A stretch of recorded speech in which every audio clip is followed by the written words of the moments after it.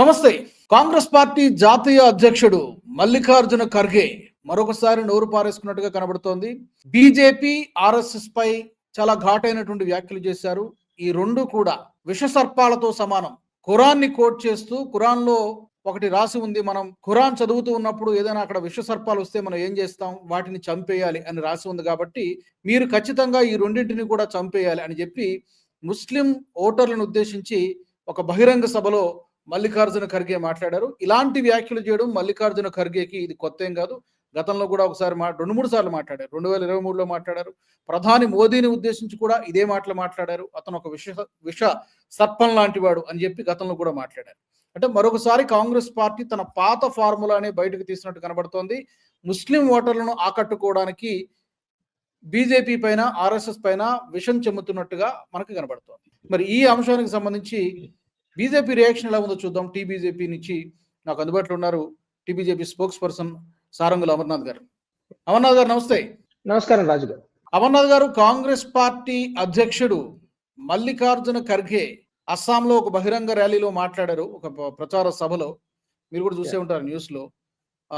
ఈ రెండింటిని కూడా, సరే బీజేపీని విమర్శించడం కామన్, ఎందుకంటే రెండు రాజకీయ పార్టీలు కాబట్టి రాజకీయ విమర్శలు అనుకోవచ్చు. ఆర్ఎస్ఎస్ ని పదే పదే ఎందుకు టార్గెట్ చేస్తోంది కాంగ్రెస్? మీ రియాక్షన్ ఏంటి? రాజు గారు, మొదట మీకు నమస్కారం, మన ప్రేక్షకులకు కూడా జై శ్రీరామ్. ఇప్పుడు ఈ రోజు మల్లికార్జున్ ఖార్గే మాట్లాడడం కొత్త కదండి.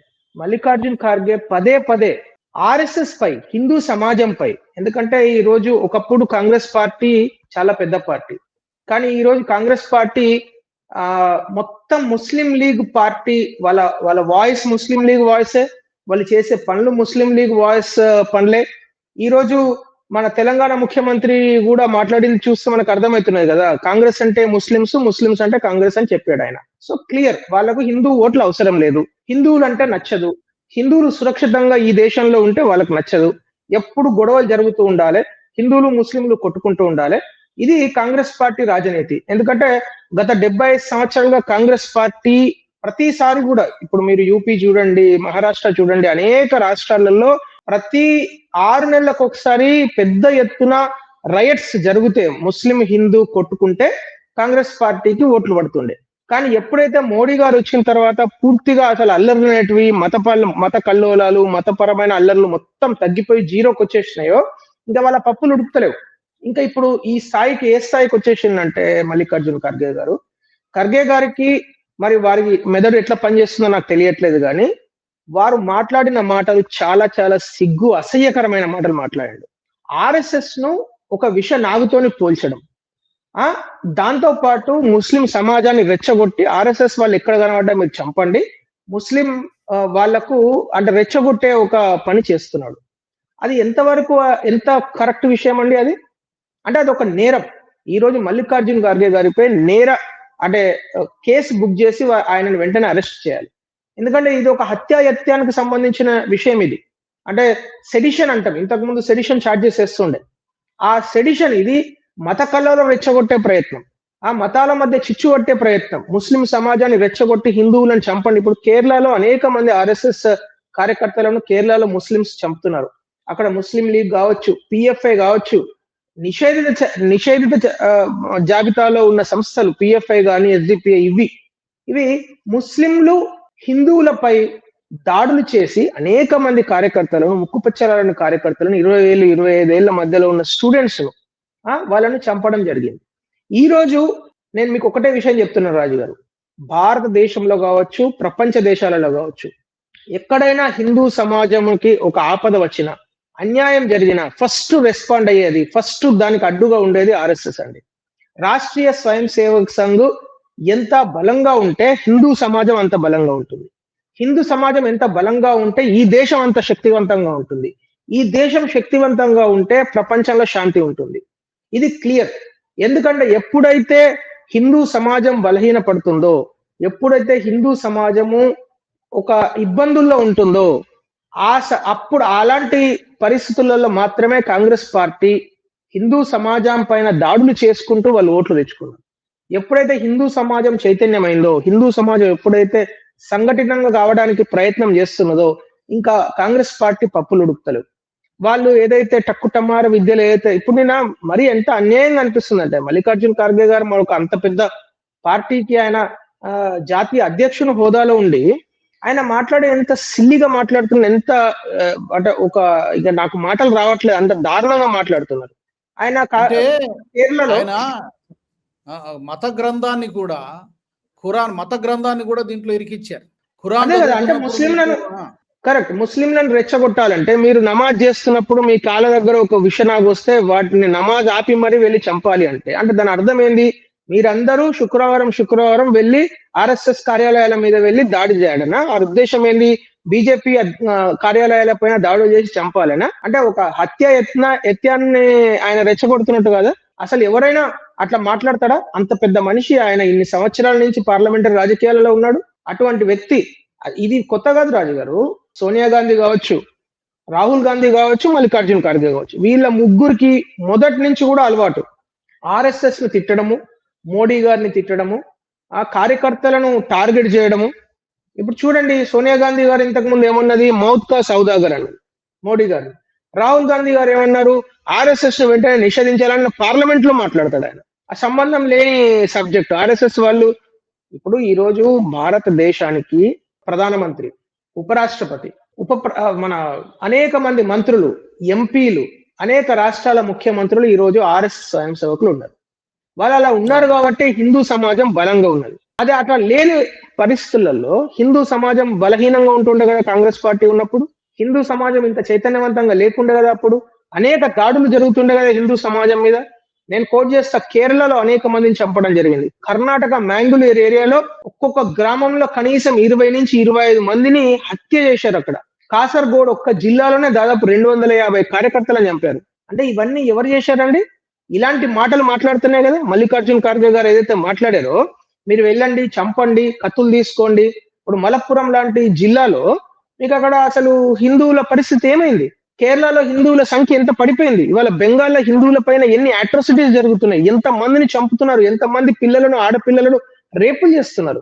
ఇదంతా ఎవరు దీన్ని ఆపాల్సింది ఎవరు? మీరు అట్లా రెచ్చగొడుతూ ఉండండి సమాజాన్ని. ఎప్పటిదప్పుడు ముస్లిం అప్పీజ్మెంట్. ఒక ముఖ్యమంత్రి, సిగ్గులేని ముఖ్యమంత్రి ఏమంటాడు? ముస్లిమ్స్ అంటే కాంగ్రెస్, కాంగ్రెస్ అంటే ముస్లిమ్స్ అంటాడు. ఎంత అన్యాయంగా ఉందంటే హిందూ సమాజం ఇప్పటికైనా ఇంకా కొన్ని రాష్ట్రాలలో అక్కడ మిగిలి ఉన్న కాంగ్రెస్ పార్టీని కూడా కూకటి వేలతోని ఊడబీకి బయటపడాల్సిన రోజులు వచ్చినాయి. ఎందుకంటే ఇంకా కూడా వీళ్ళని గిట్ట మనం ఉపేక్షిస్తే రేపు రాబోయే రోజులలో హిందూ అమ్మాయిలను ఎత్తుకపోతారు, హిందూ కుటుంబాలను వీళ్ళు టార్గెట్ చేస్తారు. ఇప్పుడు రేపు ఓల్డ్ సిటీలో కూడా జిహెచ్ఎంసీ ఎలక్షన్స్ లో ఇట్లాంటి లాంగ్వేజ్ మాట్లాడాలని ఎట్లా చెప్తామండి మనం? మొన్న జూబ్లీ హిల్స్ లో ఏం చెప్పిండు వాళ్ళ ముఖ్యమంత్రి గారు రేవంత్ రెడ్డి గారు? ముస్లిమ్స్ అంటే కాంగ్రెస్, కాంగ్రెస్ అంటే ముస్లిమ్స్ అన్నాడు. రేపు జిహెచ్ఎంసీ ఎలక్షన్స్ వచ్చినాయి అనుకోండి, ఓల్డ్ సిటీలో వెళ్ళి ఇట్లనే వీళ్ళందరూ వెళ్ళి హిందువులను చంపండి అంటే మత కల్లోలు జరగాలి, అల్లరి మూకలు రోడ్ల మీదకి వెళ్ళాలి, అందరిని చంపాలి, కొట్టాలి, రేపులు చేయాలి. ఇదా మల్లికార్జున ఖర్గే గారు కోరుకునేది? ఎంత తప్పది! ఇది ఒక జిహాదీ మెంటాలిటీ. ఇవాళ కాంగ్రెస్ పార్టీ ఒక జిహాదీ పార్టీగా మారిపోయింది. కాంగ్రెస్ పార్టీ ఒక అర్బన్ నక్సల్ పార్టీగా మారిపోయింది. ఈ రోజు ఒక నక్సలైట్ల లాంగ్వేజ్ మాట్లాడుతున్నారు వాళ్ళు, జిహాదీల లాంగ్వేజ్ మాట్లాడుతున్నారు వాళ్ళు. ఎంత తప్పండి ఇది! ఒక జాతీయ అధ్యక్షుని హోదాలో ఆయన ఇట్లా మాట్లాడడం టోటల్ గా ఇది నేరము. ఆయన పైన వెంటనే కేసు బుక్ చేయాలి, కేసు బుక్ చేసి వాళ్ళని అరెస్ట్ చేయాలి. ఎందుకంటే ఇటువంటి మాటలు ఖచ్చితంగా సమాజంలో చాలా పెద్ద ఉపద్రవాలను, అంటే కల్లోలను సృష్టించే మాటలు ఇవి. అమర్నాథ్ గారు, అయితే ఇప్పుడు కాంగ్రెస్ పార్టీకి ముందు నుంచి కూడా ఇదే ఫార్ములా జనరల్ గా రైట్ ఫ్రమ్ ద పార్టీ పెట్టినప్పటి నుంచి కూడా, చాలా దశాబ్దాల నుంచి కూడా మైనారిటీ అపీజ్మెంట్ అనేది ఆ పార్టీపై ఉన్నటువంటి ఒక పెద్ద విమర్శ. అలాగే గెలిచింది కూడా చాలా ఎన్నికలు. కానీ ఇప్పుడు ఏమైనా పరిస్థితుల్లో మార్పు ఉందంటారా? ఇప్పుడు ఇదే అస్త్రాన్ని ఇక్కడ వాడినట్టుగా ముస్లింలను రెచ్చగొడితేనే ఓట్లు పడతాయన్నటువంటి భావనలో ఆయన మాట్లాడినట్టుగా ఉన్నారు. ఈ ఫార్ములా, ఈ మైనారిటీ అపీజ్మెంట్ ఫార్ములా, హిందువులను తిట్టడము లేకపోతే ముస్లింలను రెచ్చగొట్టడము, ఈ ఫార్ములా అస్సాంలో ఏమైనా వర్కౌట్ అవుతుందని మీకు అనిపిస్తుందా? రాజు గారు, ఎందుకంటే సర్వేలన్నీ కూడా, 1-2 సర్వేలు వచ్చే సర్వేలన్నీ కూడా బీజేపీ ల్యాండ్ స్లైడ్ విక్టరీ అనే చెప్పాయి. సో రాజు గారు, ఇప్పుడు భారతీయ జనతా పార్టీ అస్సాంలో హ్యాట్రిక్ విజయాన్ని తీసుకురావడం అనేది ఖాయం. అది already it is return on the wall. Correct గా ఇంకొక 3 గంటలు అయితే అయిపోతుంది ప్రచారం. ఎల్లుండి ఎన్నిక.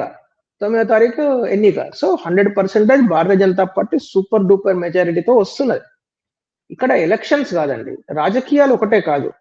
మీరు సమాజాన్ని ఎప్పుడైతే ఒక సమాజం మొత్తాన్ని రకరకాలుగా విభజించి తుకుడే చేసేసి భారతదేశాన్ని విచ్ఛిన్నం చేసే మాటలు ఏవైతే ఉన్నాయో అవి మానుకోవాలి. ఎందుకంటే ఈ రోజు ఎలక్షన్స్ వస్తాయి, సరే బీజేపీ గెలుస్తుంది, రేపు ఎప్పుడో కాంగ్రెస్ కూడా గెలిచింది కదా ఇంతకు ముందు. మరి కాంగ్రెస్ గెలిచినప్పుడు ఎవరు కూడా భారతీయ జనతా పార్టీ నాయకులు ఎవరు కూడా వచ్చి మీరు వెంటనే వెళ్ళి ముస్లింలను చంపండి, లేకుంటే హిందువులను చంపండి, లేకుంటే పలానా కమ్యూనిటీ వాళ్ళని చంపండి, మీరు చంపుతూనే ఎలక్షన్స్ లో మేము గెలుస్తాం అని ఎప్పుడు కూడా మాట్లాడలేదు కదా. అసలు భారతీయ జనతా పార్టీ కాదండి, ఎవరు మాట్లాడలేదు ఇప్పటి వరకు. మల్లికార్జున్ ఖర్గే గారు, రాహుల్ గాంధీ గారు, కాంగ్రెస్ పార్టీ, వీళ్ళు తప్పితే ఈ దేశంలో ఈవెన్ కమ్యూనిస్ట్ కూడా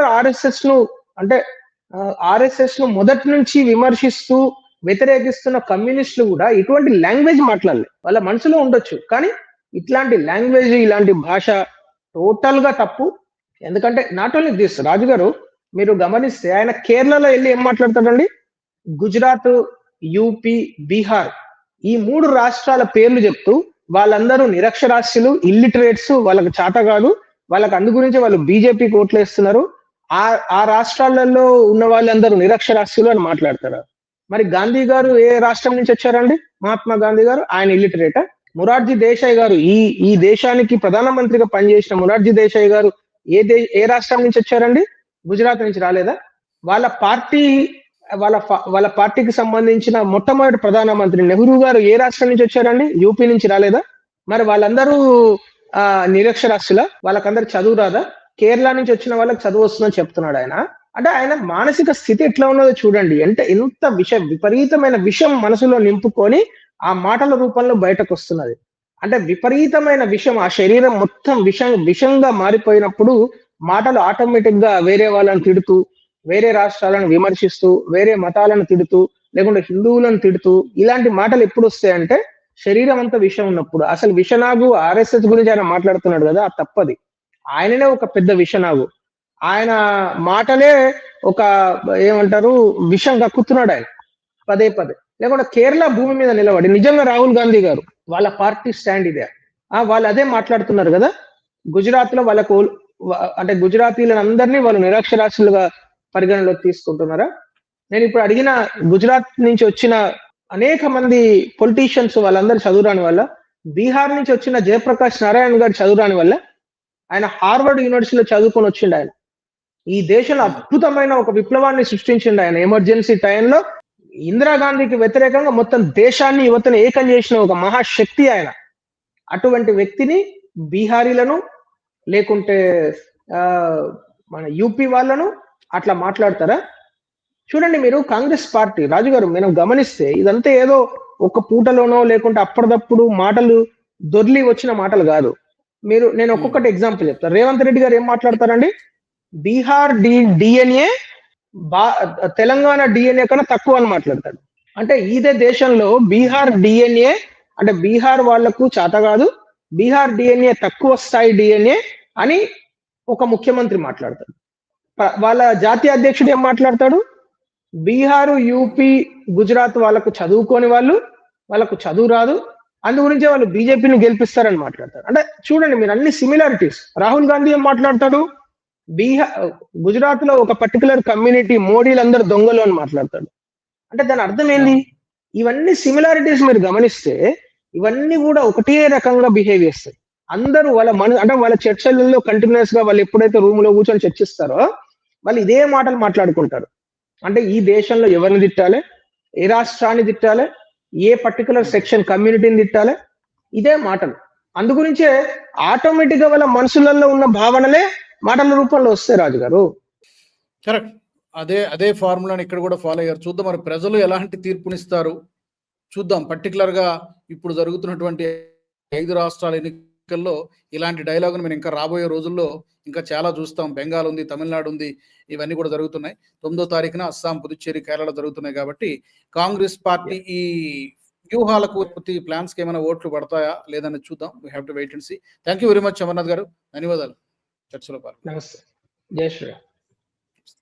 జై శ్రీరామ్. ఈ అంశానికి సంబంధించి కాంగ్రెస్ పార్టీ పదే పదే బీజేపీతో పాటు ఆర్ఎస్ఎస్ పై కూడా ఎందుకు టార్గెట్ చేస్తోంది?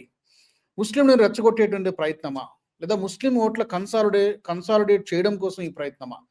ఈ యొక్క వ్యూహం కాంగ్రెస్ పార్టీ ఎప్పటి నుంచో ఫాలో అవుతూ వస్తుంది. మరి ఇప్పుడు జరుగుతున్నటువంటి ఎన్నికల్లో మల్లికార్జున ఖర్గే వ్యాఖ్యలు ఏ మేరకు ప్రభావాన్ని చూపిస్తాయి, ఏ మేరకు ముస్లిం ఓట్లను తీసుకురాగలుగుతాయి, ఇవన్నీ కూడా భవిష్యత్తులో చూడాల్సి ఉంటుంది. మీరు కూడా మీ అభిప్రాయాన్ని తప్పకుండా కామెంట్ సెక్షన్ లో పెట్టండి.